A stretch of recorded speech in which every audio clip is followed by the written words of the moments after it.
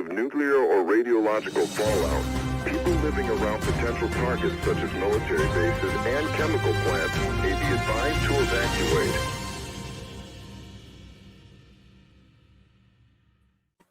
Hello, Sublation media viewers, Sublation magazine readers, Sublation books readers, Sublation podcast listeners, Sublaters. This is the Sublation magazine show. I'm Douglas Lain. And I'm Ashley Frawley. I have gotten a haircut. That's the big news for the day. There was a podcast with Norman Finkelstein maybe a month ago where one of the YouTubers commented that I look like a homeless man. Just simply awful. So I took that to heart, and a month later got a haircut. So hopefully this is an improvement for everybody. I'm wearing my so-called journalist shirt to celebrate the American heroes, Matt Taibbi and Michael Schellenberg. I will be wearing this shirt frequently, but I will wash it. And today we're going to be talking about the Trump indictment and the crisis that defines capitalism, and maybe thinking about whether or not Trump is a symptom of, or an embodiment of, or a cause of the current political crisis that we see in the world. Ashley, you're going to be talking about the economic side of this a little bit more, or the political economy of this a little bit more, right? Yeah, I had high hopes that I was going to do that. And yeah, so what we've, as our viewers know, we have been trying to kind of have a revolving theme that guides us as we go along, and allows us to concentrate our efforts and our reading and our writing, and obviously our guests. And this month we are looking at crisis theory, because the crisis that I have been calling for several years, I believe, arrived, I think, really in 2019. It became apparent in 2019. And since then, there has been a feverish effort to control things, to be creative, to lie, conceal, but also to come up with interesting financial kinds of endeavors, I guess, to control things. That's your dog Marx, right? People should know that Marx has become an official part of the Sublation media family recently. Marx has been on before, but recently you had Marx on Based AF, which is a new series that you're producing. And Marx taught me and everyone about Marxism, right? And the ideas of Marx and Engels.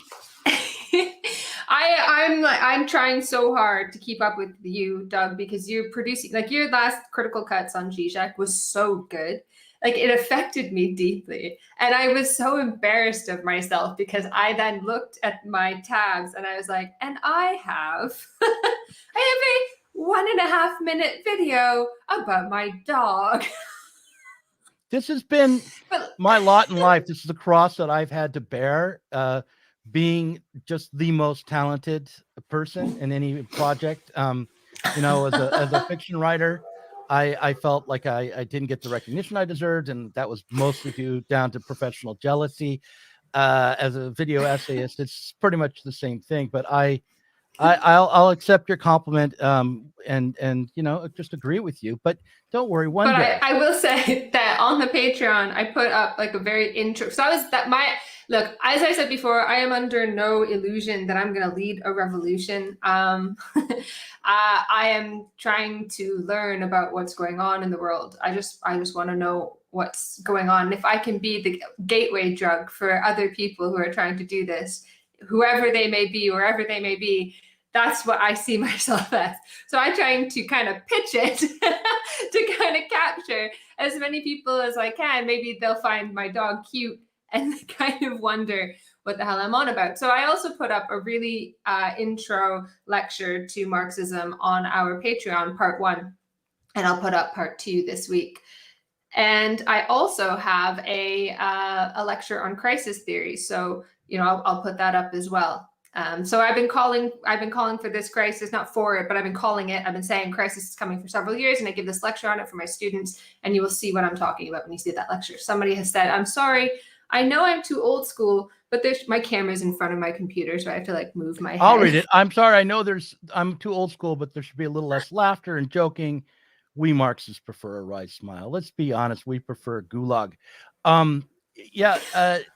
Here's my honest opinion about what you're doing, what you're contributing right now to Sublation with your video with your dog, and also I think even more with the lecture that we posted on Patreon, is a very necessary kind of introduction to the core concepts of Marxism and the struggle for socialism.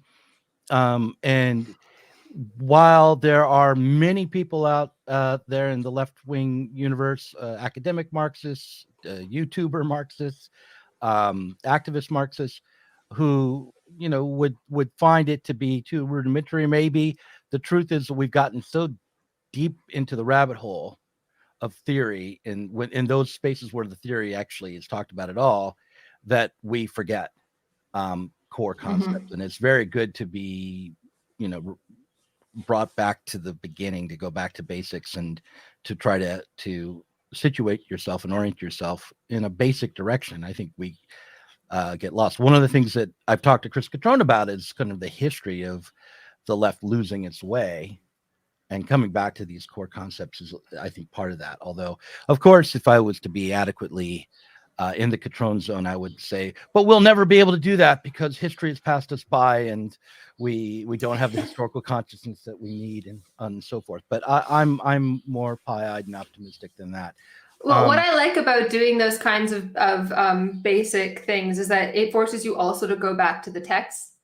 And I also did an interview with Ralph Leonard that we'll put up in a couple of days, on Wednesday. and on Wednesday. And when we got off the phone, I started to question. I was like, you know, I hate when you start speaking in cliches, when you start saying the same things over and over and over again, and you forget why you're saying it. So I went back to the original text, and it actually kind of gave me some heart, because I thought, when I say, like, we make history in the full light of reason, you know, I've taken that from Marx.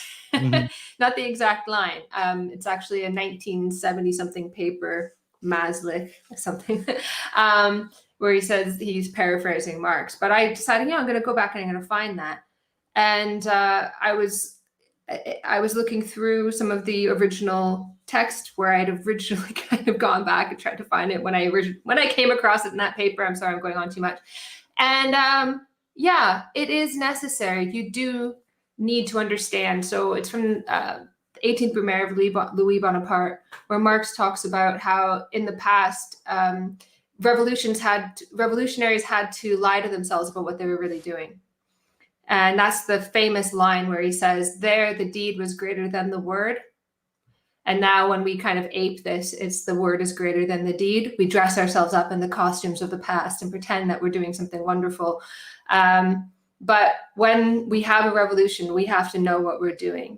We have to be aware, and we will do it in the full light of reason. We have to become conscious of our purposes and what we're doing. So that's one thing that I felt I was, at least going back to Marx, that I felt that this was correct, that we do have to know what's going on. It is important to understand our circumstances in order to overcome them. And the second thing I've forgotten. So why don't we jump into? Let's do the Trump indictment. I mean, this is look, the situation we're in right now, especially in the United States, I think, but possibly around the world, is that the political climate that we're surrounded by, and the culture that's produced from it, makes it very difficult to step back and try to view the totality of our situation and use our reason to navigate our way towards an independent project for socialism. We're all too easily swept back up into a popular front mode. I think there's a very deeply rooted knee-jerk reaction to the political fights that go on, and people quickly take sides, even if unconsciously so. And one of the things that I wanted to do with the Trump indictment is try to break from that impulse to quickly align yourself with a side in this struggle, and not because I'm a middle of the road centrist, but because I think that we need to try to put this in the context of the totality of the problem.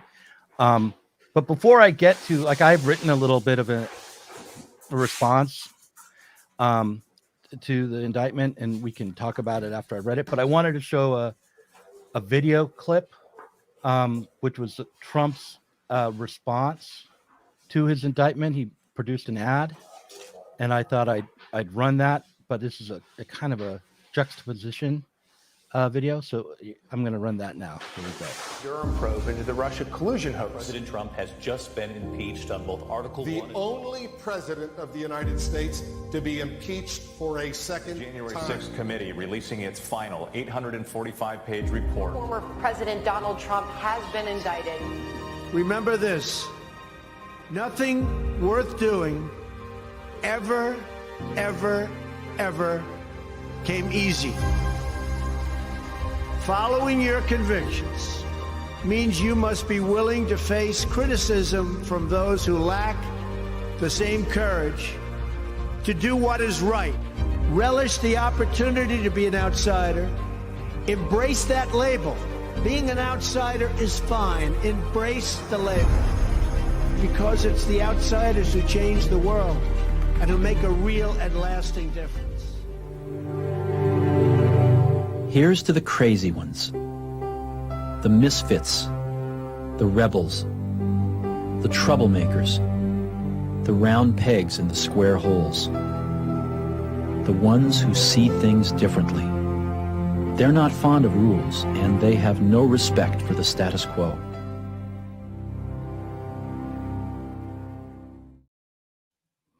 So I just thought the comparison between the Trump ad and the old Apple Think Different campaign was worth making. We shouldn't get swept up in sentimentality or these branding exercises by politicians or corporations. But on the other hand, the sentiment of embracing the label of being an outsider and trying to think differently, if realized, would be worthwhile. So this is what are they responding to? My cartoonish voice? Whose cartoonish voice? No, Trump's cartoonish voice. Oh, Trump. Right. Okay. So should I just dive in and read this thing that I wrote last night in the wee hours? Go for it, Doug. You are the Okay. video essayist. Everyone just picture Adam Curtis-like images on the screen. Okay, so while many within the Democratic Party and even those who define themselves as part of an American left are no doubt celebrating what promises to be a humiliating moment for the former narcissist in chief, I think socialists and would-be Marxists who seek a path towards an independent politics should maintain their distance from any celebrations, whether they turn out to be premature or not. Obviously, the sentiment motivating celebrations is barbaric on its face. Near the end of the 2016 presidential election, it was easy for the Democrats and the left too to understand why chants of "lock her up" were nauseating, no matter how much disdain one might have had for this for Senator and former Secretary Hillary Clinton, Secretary of State Hillary Clinton. The prospect of turning the American justice system into a political weapon used by the party in power against the opposition was rightfully horrifying the most. But even as we stand back from the barbaric surface, it's worth asking whether Trump might be guilty of a felony. After all, while Marxists don't seek a society defined by bourgeois law, we do aim to realize the promise of the legal system and the promise of a potential form of freedom that could, a potential form of justice that could emerge within the context of freedom. One notion that we should hold on to is that the law is to be universally and equally applied. So in 2022, the FEC fined the Hillary Clinton campaign over $100,000 for misreporting an expense. The campaign claimed that a payment to Perkins Coie was a legal expense, while in reality, at least some of the money was earmarked for paying Fusion GPS to conduct opposition research on Donald Trump. Specifically, they paid Fusion GPS to draft the Steele dossier. The dossier contained references to an infamous P-tape and other unsubstantiated and seemingly false allegations against Trump.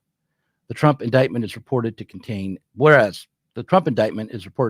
34 unreleased charges, but according to CNN, the charges stem from an investigation into money that was misreported as a payment to Trump's lawyer, but that was in fact used as hush money to keep his affair with the porn star Stormy Daniels out of the news. The primary allegation against Trump appears to be identical to the charge that resulted in a fine for the Clinton campaign and the DNC. Still, we should understand the Trump indictment in the context of the Michael Cohen case. In that case, Trump's lawyer was found guilty of campaign finance violation, tax fraud, and bank fraud. According to the plea agreement between the former attorney Cohen and the U.S. Department of Justice, the violation of campaign finance law and the misreporting of the use of funds is a violation of 52 U.S.C. 30116 and 30109, and as such comes with a maximum term of imprisonment of 5 years. The U.S.C. 30116 code is titled Limitations on Contributions and Expenditures, and U.S.C. 30109 defines the terms of enforcement. Now, I'm not an attorney, and I can't claim to understand the intricacies of the two cases, but I don't think you have to be overly cynical to suspect that the reason behind the difference in the outcomes might have as much to do with political power and influence as it has to do with interpreting the letter of the law.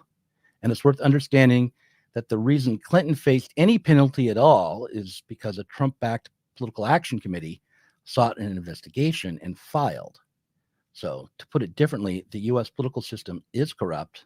It's awash in big money, lawyers, and criminality.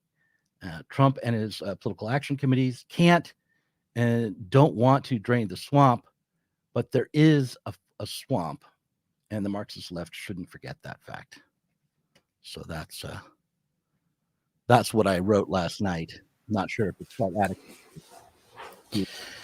I think the idea, so the point that you end on, there is a swamp. I think this is the criticism that you've been getting, Doug, for taking these things seriously, is that, well, of course it's a swamp. We always knew it was a swamp, so why bother?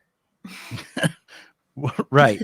Well, because there's a couple reasons why we should be bothered by that. One is because the aim of socialism is to change society, and I think part of changing society would be to drain the swamp, would be to sweep away the bourgeois state, but also because the way in which the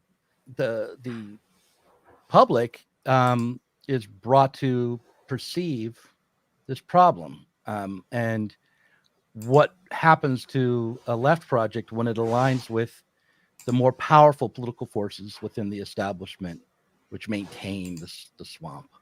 Not that we should align with Trump, because obviously Trump is playing the same game, right? He's was trying to weaponize, in this covert kind of back channel way through a little known PAC called Defend the President, was weaponizing campaign finance laws against Hillary Clinton.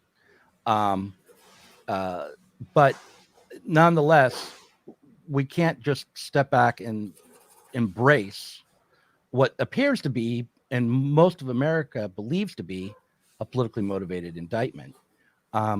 Because, using the justice system as a political weapon completely breaks with the constitutional framework of our country, which is set up, at least in theory, to not only, balance the powers within the state, but also to allow for the public to make changes, to have a relationship to the state where the state is transparent and there can be democratic control. And at the moment, rather than depending on the public to decide what's going to be the future of the country, both parties are weaponizing the legal system and playing fast and loose with laws that are put in place to try to actually, in theory, make the electoral process more democratic, but they're being used to try to do political damage to one or the other party. It seems to me. Well, yeah, I mean, this is the you could look at the way that the state has developed as a kind of compromise. Like, we'll give you suffrage, we'll give you a certain amount of the welfare state, and we'll give you the semblance of a kind of functioning social universe. And you guys pipe down. You don't try to revolt or have revolutions. And now they seem to be rescinding their side of the bargain. And you can see the facade breaking down. And even though now it appears to be against people who, are not our friends and who are against us, it's just interesting that this facade is no longer, I guess the mask is sort of slipping. It's the lesson here seems to be like, don't challenge the technocrats. Don't challenge the adults in the room. And this is the way that it's going to be. And I think it's a bit of a spectacle to have this warning that you don't. And it all happens at the same time too. You've got Biden. You've got the populist people being sort of pushed out all over the place, and this restoration of a calm kind of technocracy that comes with a deep warning and the threat of violence behind the kind of smiling face. This is what will happen if you rock the boat. Yeah, the key to this is, I think, understanding how, and every day in the justice system, enforcement plays an essential role in the way that the laws are carried out, the effect of laws. Like, enforcement is never equally administered. That's where bourgeois justice falls down most of all, not only between the contradictions within the law which exist, but also in contradictions or inequalities within enforcement. I mean, the easy example is the way in which, just as a thought experiment, imagine that you're living in Harlem, and you decide you're going to take a walk and smoke a joint while you walk down the street. Your chances, and let's say marijuana is still illegal there. I don't know. It's probably not anymore. But the point is, if it was, the chance that you would get your head caved in and dragged off to jail for doing that are much, much higher than if you were in some rich New York suburb walking down the street smoking that same joint. And that's because of a difference in enforcement, where the places where the police are deployed, the extent of policing that goes on in different areas. So it's like very hard. Like, one of the things that gets thrown around a lot is crime statistics. Like, these neighborhoods are, overridden with crime, and this is the source of most criminality. But on the other hand, these are also the places that are overridden with cops. And so so the question of enforcement and unequal enforcement is one that the left has to take up, and the Marxists should take up, and should be able to recognize whenever it, pops up. And I think in this case, with Trump, there's definitely a difference in enforcement. Yeah. Do you remember that clip that was going around with George Bush a while back, where he mutters under his breath, like he accidentally says Iraq when he's denouncing injustice somewhere, and he says Iraq. It's Ukraine. Yeah, he's denouncing Putin. Yeah, he says, yeah, and then he accidentally says Iraq, and then he says under his breath that too. Mm-hmm. And in a way, it's the most perfect, I don't know if it was orchestrated or accidental, but it was this perfect sort of absolution, where he's confessed the sin and absolved himself of the sin at the same time. And somebody in the comments wrote, can you imagine if Trump had lied to get us into war? And I do wonder what would have happened then, because I don't know. As long as it's a war that's not on U.S. soil, and you're just like profiting from weapons dealing and that sort of thing, or whatever it might be, resource extraction or something, then maybe he wouldn't be prosecuted, or he might be pursued even more feverishly, because nobody would believe the lie. And that's the problem with Trump. That's the problem. Like, I mean, we can look to see when he was impeached around the question of foreign policy, right? And he was impeached for stopping weapons being shipped to Ukraine. You know, now the justification for that was that he did so out of political motivation and self-serving interests to try to get Zelensky to do some op research for him on Biden. But the major sin that he committed was putting his political campaign ahead of the interest of the Washington consensus around arming Ukraine. And what that meant was by breaking with Spencer Leonard points this out all the time, that by breaking with the Washington consensus and trying to set foreign policy on his own agenda, he was and slowing the march towards what turned out to be a proxy war. He was impeached.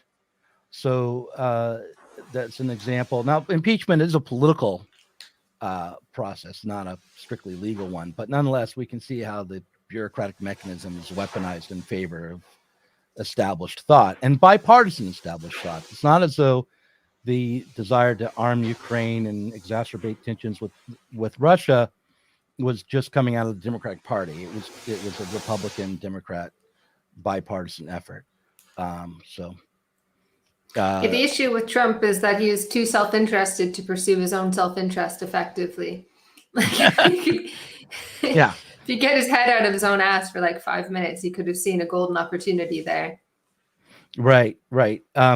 No, he's a troll and a narcissist and a little man, and he's the perfect embodiment of an impotent, American dissidence, and sort of that's turned to a kind of reaction rather than any kind of collective, reasonable organizing. But the fault is not. I don't want to point at the deplorables or the American public in general and lay the blame there. I mean, the problem is that the left has not been organizing independently for decades and decades, and there is no alternative. At the moment, we have to build it. So. Yeah, and actually, this is the thing that I was saying. And it reminded me of two things, and I couldn't remember what the second thing was. Mm-hmm. The second thing was that so we will make history. Like, we have to be like, whatever movement now is capable of moving us beyond this impasse is one that will be conscious of its purposes. This is what we have to build, right? We have to build a movement that is aware of what it's doing. But also, I always say that what comes next is already here. And it should be obvious what comes next and what is capable of moving us out of this impasse. Anyway, so I was reading through some letters, the like Lawrence and Wishart volumes of Marx and Engels letters. And there's a letter from 1883 from Engels to Edward Bernstein, where he says that the stock market should be allowed to be deployed perfectly freely, so that even the most stupid can see where the present economy is taking them. He said that it has the most obvious revolutionary potential. It should be completely unregulated. And I found that very interesting. And when I said that, I had great hopes that I would be able to speak deeply about that. But this is the rabbit hole that I'm currently digging down into at the moment. Mm-hmm. And I find that very interesting. At the moment, the sort of powers that be are freaking the F out and are trying to find out ways that they can, well, they have been for the last 4 years, trying to figure out ways to bail out banks and push a whole bunch of cash into the hands of the right people while avoiding the threat of hyperinflation. And part of the way that they have done that is by opportunistically using lockdowns, I think, as a way of keeping hold of demand. And I have been interesting. So I think that I kind of think that's right. And I have become interested in arguments that say a lot of what is happening now is a continuation of that there is a utter battle on the working class for destruction of what will happen now is a destruction of our livelihoods that I think will be cast as for our own good, and only evil, awful people will try to stand against it. And there's going to be like this awful onslaught of, first of all, destruction of our the things that we need to survive, our means of subsistence, and the living standards of the working class. Thing is, like, I can see that argument. I'm not saying that, I'm not sure this is going to happen, but I can see this argument why this would happen, to kind of like shore up the gains that have been had and to kind of transition us into something that is, I don't know. Well, I want to. That is sustainable. I have a thought in response to that. I think is a slight criticism of it. But before I get to that, I want to ask you why you picked 2019 as the starting point for this, rather than 2016 or 2007. Why is it 2019 where this politicized version of the crisis started to emerge, that then led into 2020? Did you see indications of hyperinflation on the horizon then, or was there a financial crisis that started then that we kind of forget about, or what was it about 2019 that marked the beginning? So I want to make it clear to everyone that we're going to go on a journey together over the next few weeks. Okay. And I am not going to put forward a theory of crisis, a crisis that hasn't even happened yet, fully unfolded. I always start with a literature review. That's what I do. Whenever I do something new, I have to read as many arguments as I can and kind of figure out what I think. And then I have to start digging into the empirical stuff. Like I have to look at what's actually happened. So I've been doing this in like fits and starts for years and years and years, because in 2019, there were the first, does anybody remember this? I feel like I'm the only one who remembers this. What made me think, first of all, that a crisis was coming was because the 2008 financial crisis was never fully resolved. It was just papered over and the can was kicked down the road. Because what was needed was an enormous amount of capital destruction. And we're going to talk a little bit about, we need to do some explainers on the falling rate of profit as well, which we'll have on the Patreon. We have a few actually banked, if you recall, with Rick Kuhn is really good on this. Anyways, so what was required was an enormous amount of capital destruction. It never really happened. It was a lot, but nowhere near what is required. And when I say required, I don't mean like for humanity. This is not required for human beings. In fact, it's awful. No, but to make profitability happen to really start and someone like Ted Rees argues that it's like 100%, that it's just not possible to destroy enough. I don't know, but anyway, so this was just well known at the time. But nobody wanted to do what was quote unquote necessary, which was to go to war or to have a deep depression that massively, massively impoverishes people. And it's not because they cared. First of all, if you go to war, you could be the one that gets blown up. Second, you want the best position to be in for war is to be supplying the weapons. And this is what the United States has managed to do for First World War and the Second World War. For a very long period of time, they were like just on the outside supplying weapons. They were in the best position. That's where you want to be, but you're not going to stay there forever. You're not going to be able to. You're going to get attacked eventually.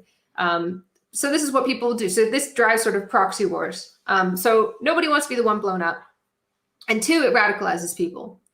And this is why I was starting to say earlier, when I was saying I can well see the argument that in order to, I don't know if they can overcome this crisis, but to transition into something that is sustainable, or at least in their minds, in the minds of those in power, something that is, a continuation, would be a continuation of the current sort of order in some semblance, would be to just massively impoverish people, to not even bother with all this consumer stuff, because that's bad for the environment, bad for your soul anyway.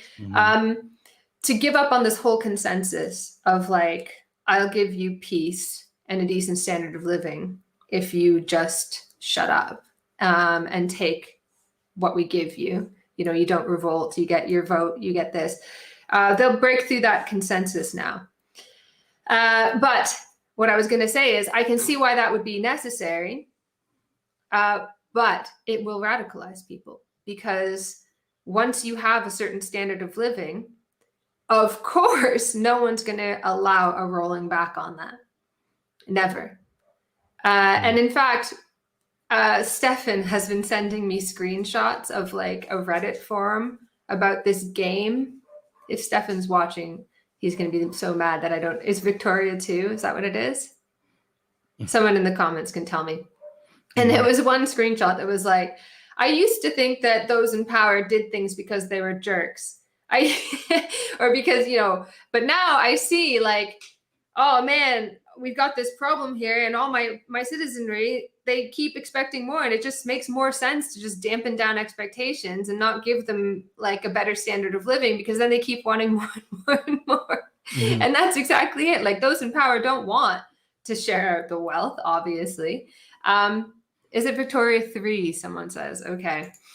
And you see this. Oh, sorry. You see this if you ever play any games, any role play games in school. I remember playing a role play game in geography in like, I don't know, grade 11 or something. And you do like, you're like, you're looking at a big, I remember we had this like big map, like, and everybody in their stations that were countries and stuff. And there's like indigenous people in the middle. And you're just like, yeah, you just want to like go right across, damn those indigenous people and make them go away.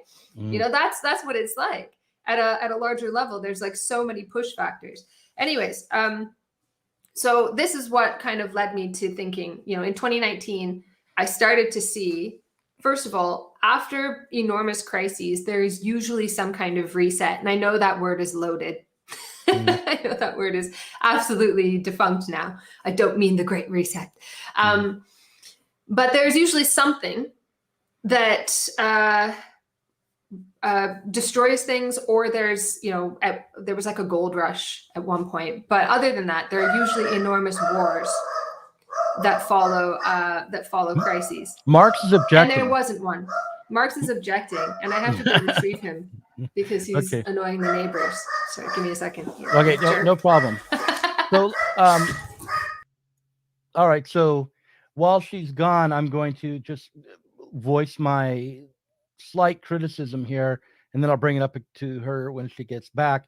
So this is kind of unfair to her, but nonetheless, I wonder first of all, I wonder about neoliberalism in this story, because it seems to me that the kind of compact that was created in the New Deal Fordist era has already been broken, and that the neoliberalism was partially the destruction of that standard of living that arose after World War II.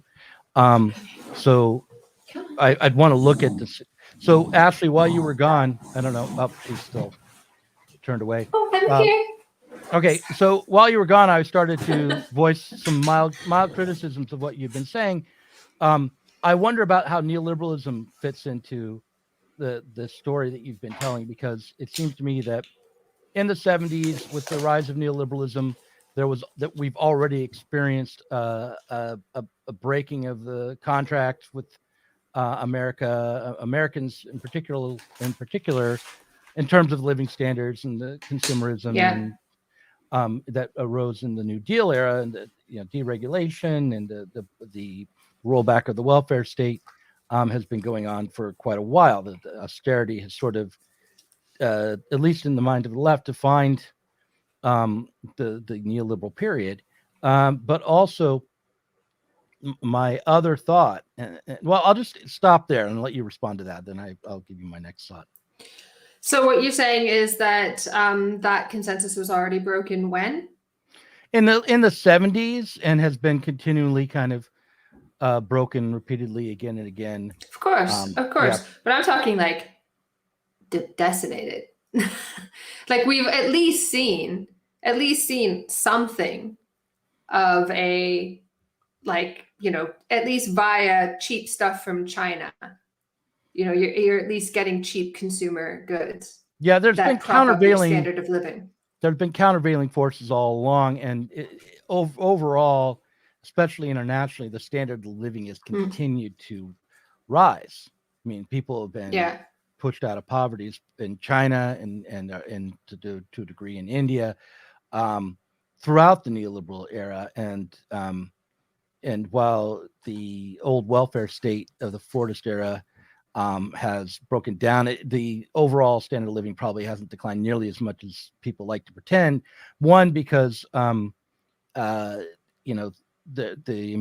employers have kind of stepped in to provide some of the entitlements that were provided by the state, and also because of some very progressive developments, like the moving away from a family where one member worked to a family where both members worked.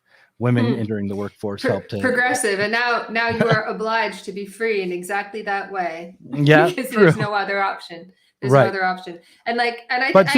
you're before. saying that I, as a shitlord white male patriarch divorced dad, am not saying that. That's you saying that. I've said this before, but people at home should know, in case you missed it, that the EU and all of these global institutions whining endlessly and proclaiming how much they care about gender equality have defined gender equality in terms of making it a prerequisite for having a family that both people work. And hey, ladies, maybe do you really want children? I don't know. Making that the only kind of trajectory for gender equality is how many women CEOs, having these quotas, that sort of thing. And the point of that is to push people into forms of work they would not otherwise want, insecure, low paid, and to make it hurt more not to do that. That's the point of that. Anyways, so yeah, I think there has been there definitely has been this broken consensus, but it's been sort of nothing like you would think, like 1930s level, absolute hunger and starvation, or even 1940s for some groups that basically had their, reduced to slaves in work camps, obviously in concentration camps during the Holocaust, where they were not actually slaves even. They were the workers whose labor power went down to zero. Anyways, that kind of level of destruction we haven't seen.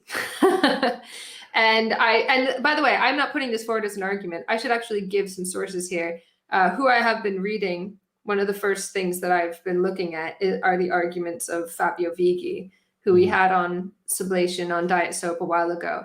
And so it's his argument that part of the attempt to control inflation is this destruction of the working class. And he thinks that, I don't know if he would say destruction of the working class, he definitely said that lockdown was an attempt to control demand, and it was a kind of controlled demolition. And now he's saying that things like sanctions, energy crisis, heating or eating, all of these sorts of things, this is also part of this kind of controlled demolition. These are arguments that I've been looking at.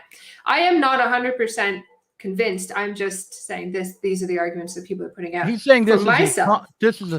In a way, it's almost like he's postulating that the establishment, the Biden administration, the leaders in the EU, they are all kind of self-conscious Marxists who understand the need for capital destruction and are trying to implement policies to get that past the unsuspecting public in a various ways, mostly using false flags or constructed situations. Like, I mean, sounds like Vicky would say that, you know, to go beyond the lab leak hypothesis, it would be like an international put it in American terms. It was a bipartisan effort to lock down the world in response to the economic crisis, to release this virus on the population.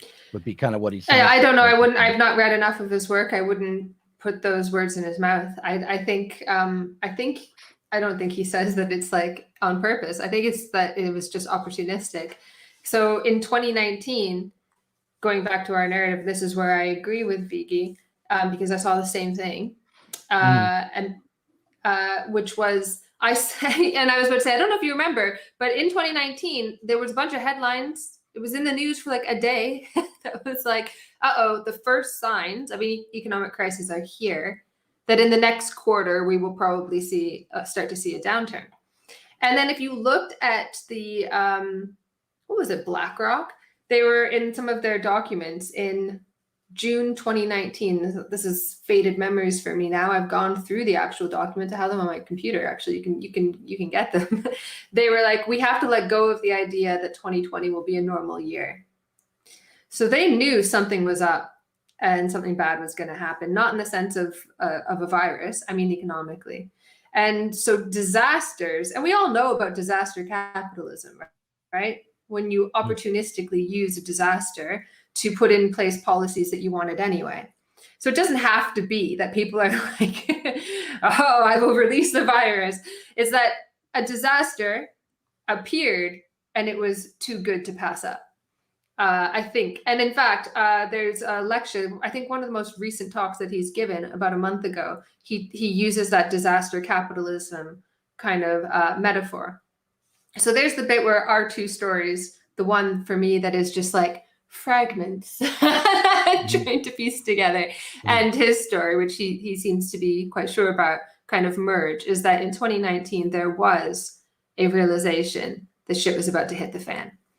And now, some people say, I have always argued and believed to be true, so I believe this to be true, that those in power, people in, I don't know, BlackRock, Vanguard, global financial institutions, I've always said they don't know what's going on. They're not Marxists.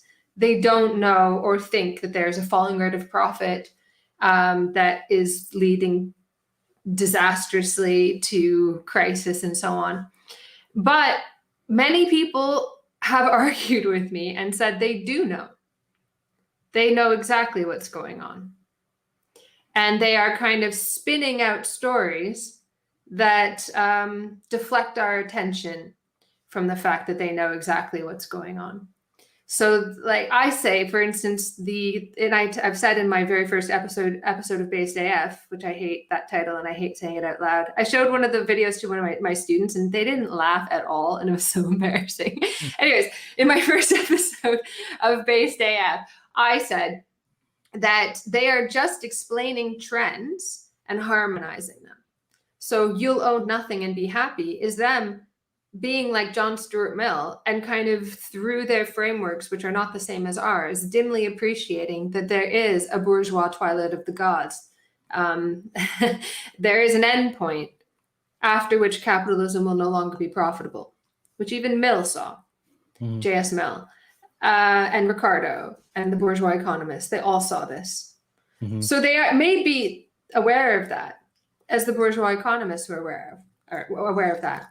And like J.S. Mill, they may be harmonizing it in, well, I can see that it's necessary that you'll own nothing, but look, it'll be in this wonderful world that'll It'll be so technocratically controlled, and hey, isn't that kind of communist, and isn't that democratic, or not democratic, isn't that equality, etc.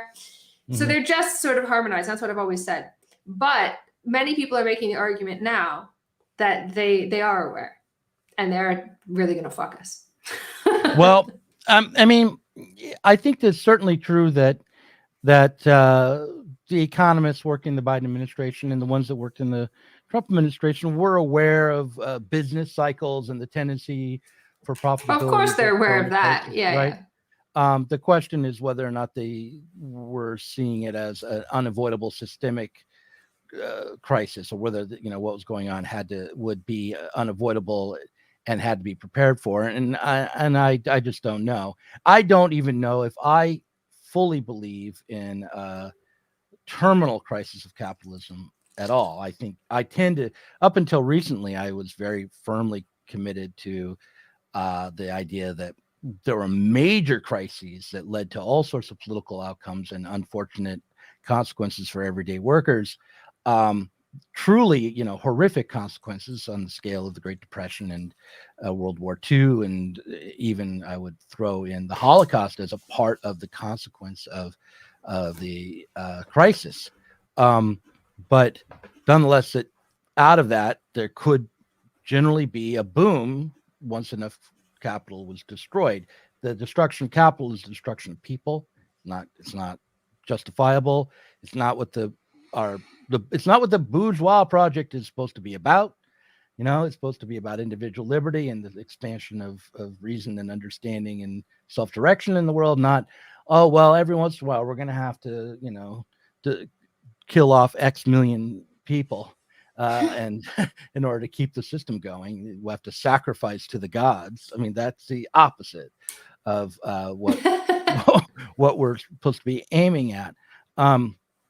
So I don't know. I don't know if another human sacrifice would suffice to to quell the anger of the gods or not. But maybe they will never. Maybe this time they won't accept the blood of the Virgin, and we'll just have to throw all of us into the pit.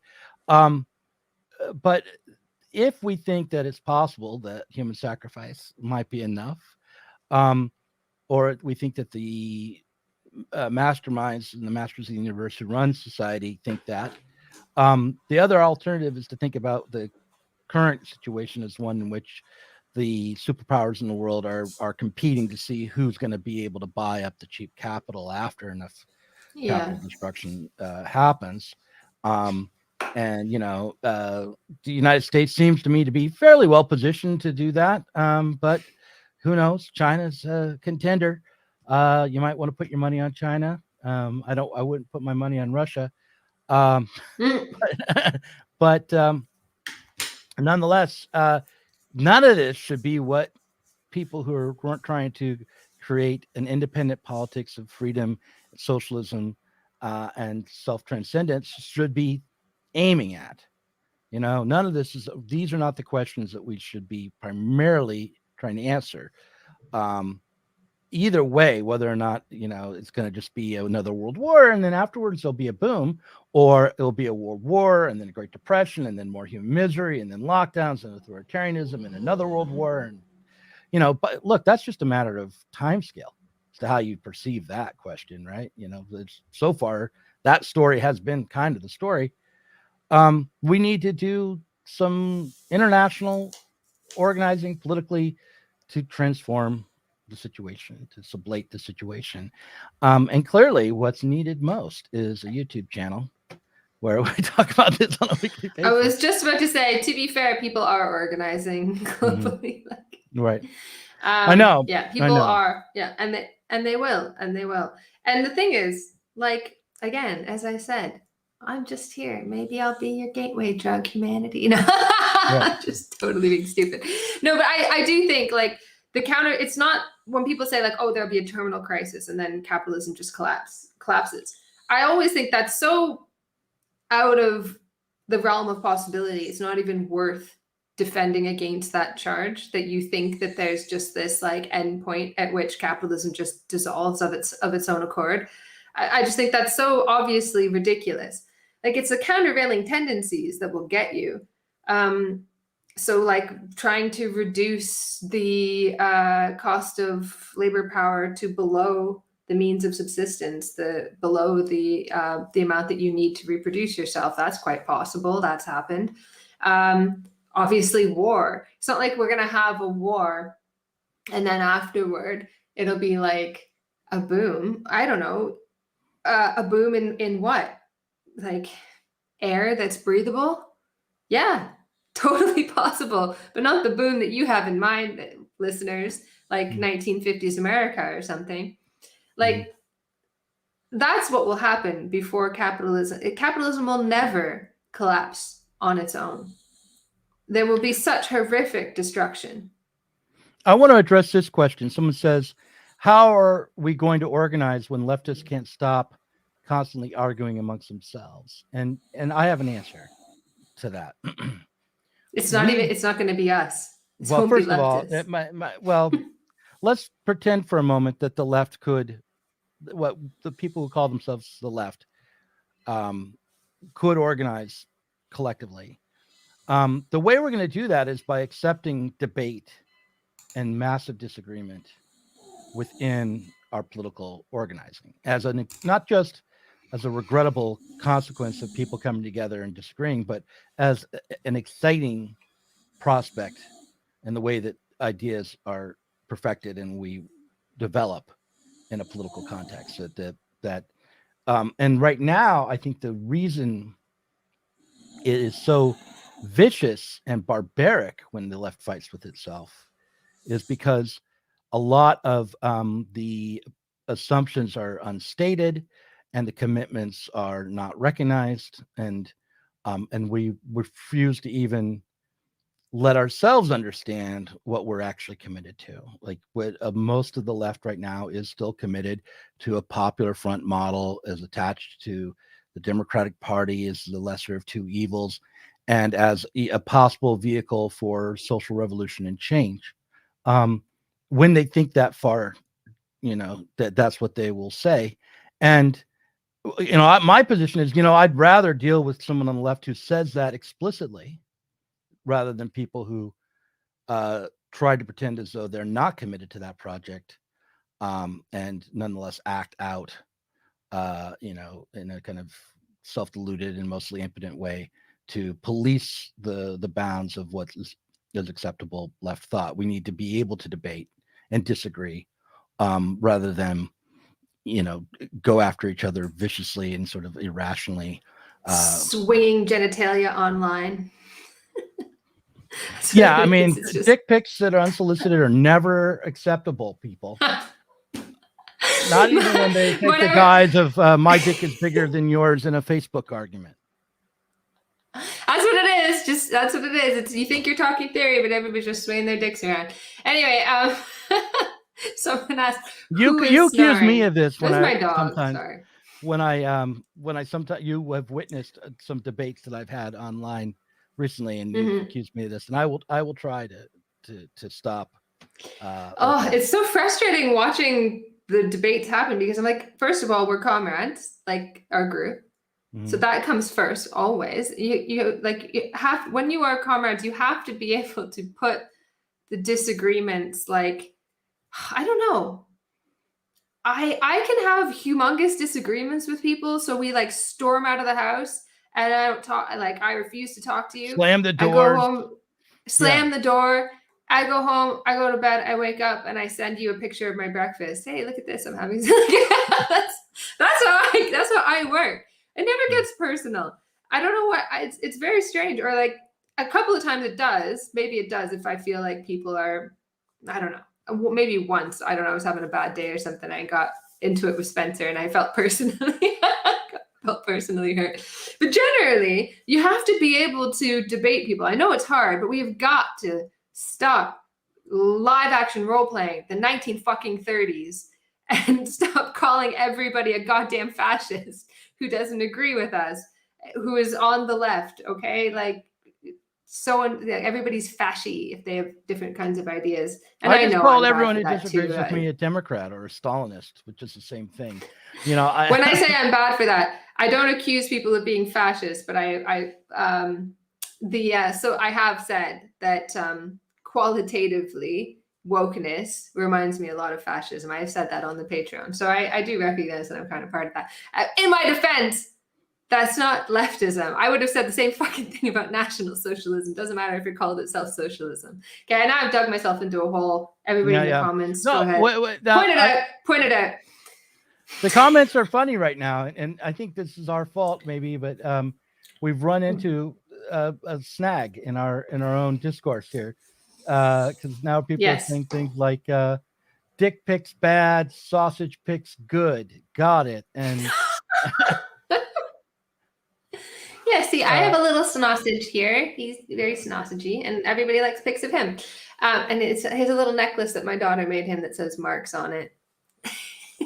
Get a kick out of. Anyways, so somebody had asked, "What is this about?" I thought that we were talking about Trump, and we were talking about Trump and the crisis. But Doug, you had asked at the very beginning, "Is what's happening to Trump a sign of our crisis?" Yeah, that's right. Yeah, we should come back to Trump. Moment.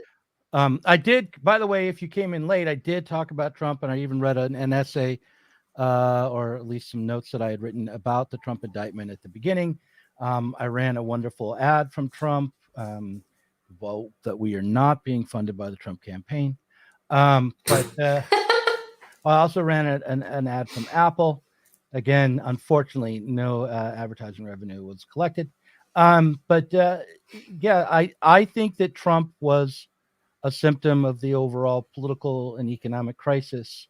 Certainly it seemed that way in 2016 to me.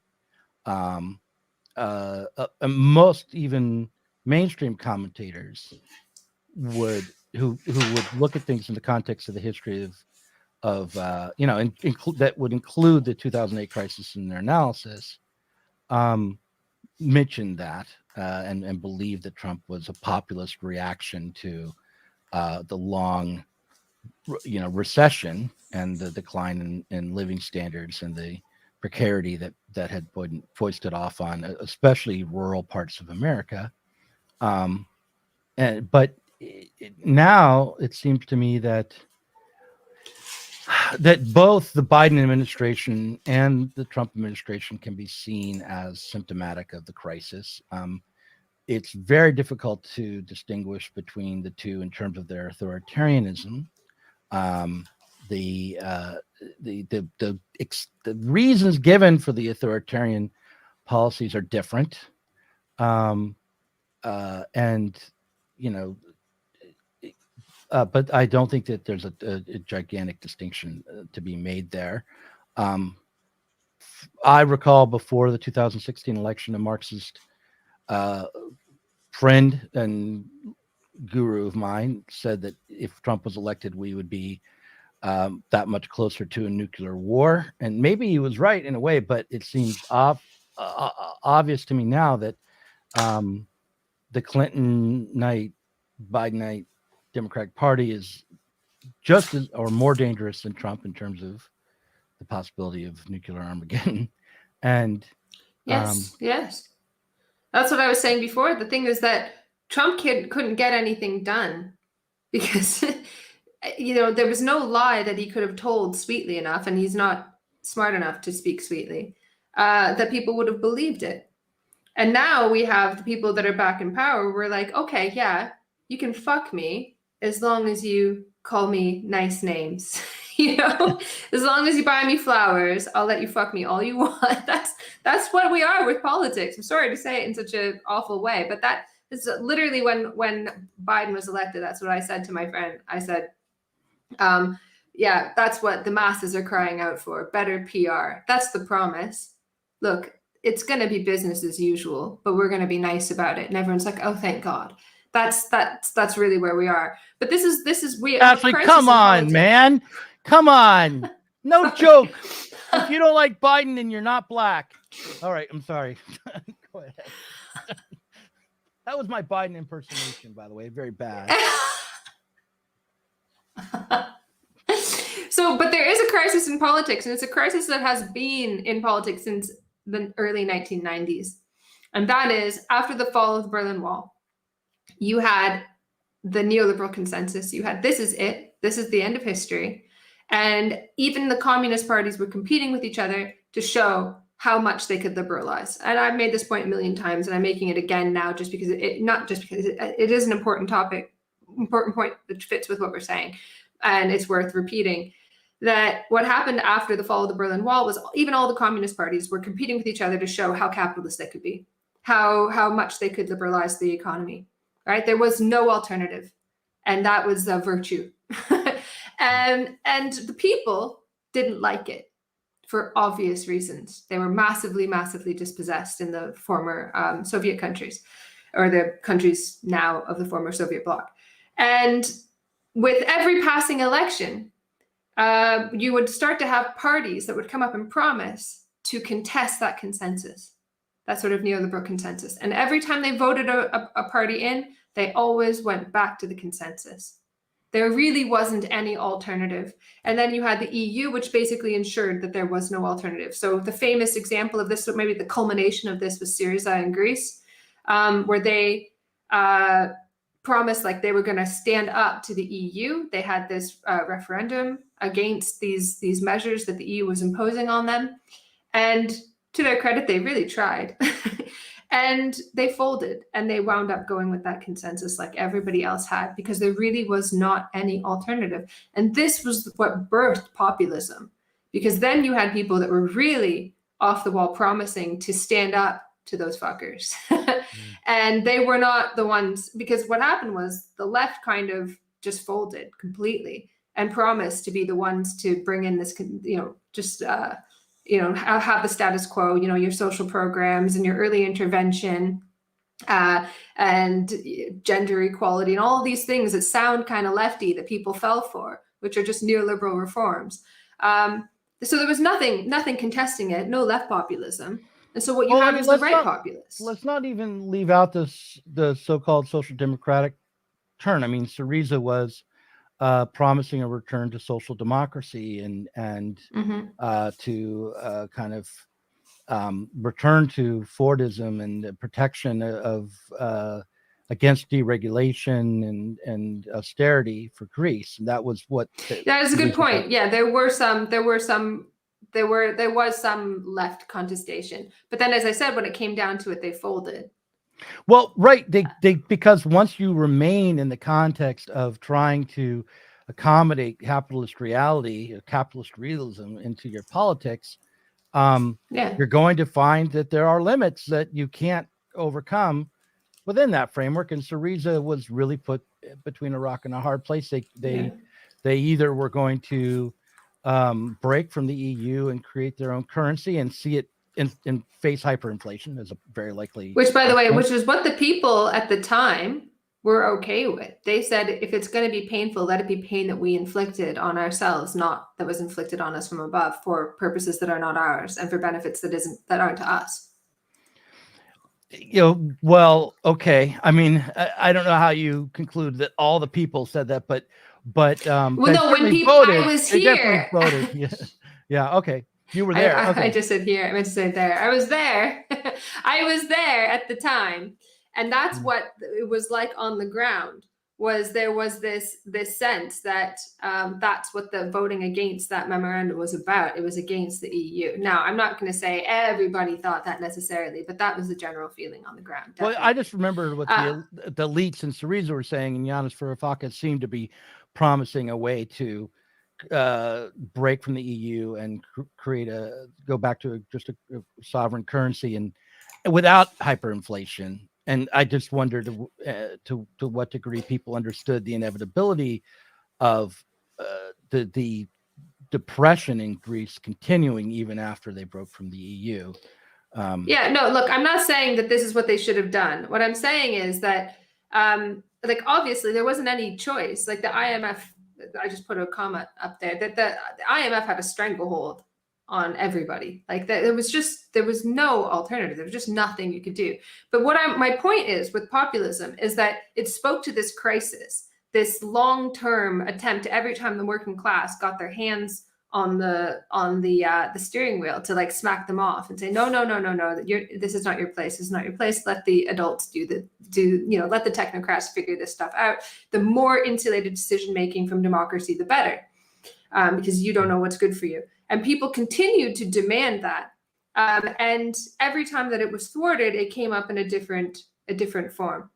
And so you did have these sort of leftish kind of social democrat. My dog's biting my hand. This sort of leftish kind of social democracy that was resurging, but you also had the rise of like populism, populist leaders. Now these are being kind of forced out again, and you have Trump being made an example of. And what I'm saying is, my point in bringing all of that up is that there remains a crisis. Because now it's like those in power are like, whew, that was scary. Now let's roll up our sleeves and get this, let's sort this out, right? It's a big problem, and it's something that only we experts can figure out. And they're busily sort of coming up with all these instruments to either kick the can down. This is where I am now. I'm trying to figure out what exactly people are doing. If it is some sort of like horrific, nefarious neo-feudalism, controlled demolition, something like that, or if it's like everybody's in a frenzy and they're just trying to kick the can down the road. I'm not 100% sure, but they're doing something, and they definitely don't want any kind of democratic will screwing it up. And the question is now, will the people be exhausted? Is that the outcome, or will they push further and harder? Well, I think that some people will push further and harder, and I think some of them will push further and harder in ways that get usurped by one or the other wings of capital. But what is necessary? Like, I remember at the time when it came to Greece, what was necessary was not just a sovereign Greek response, but for some coalition of workers throughout Europe, and especially the weaker or smaller nations. Of course, and it was never going to happen. And like Syriza, when they got into power, they wanted to be they didn't want to be like you could see, they were in magazines, famously Varoufakis in a magazine at this way. It was not a revolutionary government that was going to take power. Right. For Right. There would have to have been a bigger risk than just hyperinflation that took place. It would have been a coalition, it would have been in enormous. opposition. Yeah. And it would have been vilified by all the powers that be, all the entire establishment, and probably most of the existing left, if that had risen up, because it would have been kooky and risky. And the first argument would be, you're risking so much, and the poorest among us are going to be the first to suffer. And how can you why are you rocking the boat? Don't you know that the people of color are going to be the first to fall out of this boat when you rock it? And things like that. And instead, the powers that be tried to kind of bring them into the fold. And like, this is sort of business as usual. It just looks a bit funny, and you're going to give us a little bit of pushback here. But ultimately, you have no choice. Right. And right now, though, we do have a choice. We have not fully decided to continue doing the same thing over and over again. The left, the people who are burnt out after the failure of the Sanders campaign in America have a choice. There can be a break that goes beyond the dirty break that people are talking about. The dirty break would be run a Democrat, a progressive Democrat, or a social Democrat in the Democratic Party, and then if they don't win the nomination, break from the Democrats and run as a independent, maybe with the Green Party or something like that. That is not what we're talking about when we talk about independent politics, because that will only perpetuate the system as it is right now. So listen, we've done an hour and 13. We should go to the parrot room. Oh yeah, yes, yeah. What we were trying to do with this episode too was to obviously comment on something that is really important, but also to kind of not lose sight of the bigger picture. And I didn't want to just ride the news cycle. And I know that perhaps some people maybe wanted to know, like, well, I know there's somebody in the comments who's like, For God's sake, what does the indictment mean? The indictment means that the Democratic Party has decided to try to use extra political means to stop Trump from being successful in his run for presidency. And the risk is that it will fail and it will embolden Trump, or that it will succeed and it will create conditions where the judicial system are more often used as weapons politically than at present. And either outcome is they're both, the most worst outcome there can be. So the indictment is nothing to be Essentially celebrated. closing off. Yeah. Mm-hmm. Sorry. Go ahead. Sorry, go ahead. No, you go. I was just going to say essentially closing off any kind of attempt to use, to use like party politics for something huge. So right. Just means that you've just strengthened the powers that be against you. Mm-hmm. Exactly. So why don't we end this stream here in about 10 minutes. I'll put up over the next 10 minutes, I'll put a link to the Patreon where we'll continue this conversation. We'll try to be more responsive to the comments in the Patreon stream. Also, by the way, people, I have started to use the Discord again. Me too. I was on it last night. Great. So I'll put links to the Discord, on the Patreon again, and come join us on Patreon. You the patrons, the cash, the capital. This is what we need to continue. So please help us out on Patreon, and I look forward to seeing you over there. In the case of nuclear or radiological fallout, people living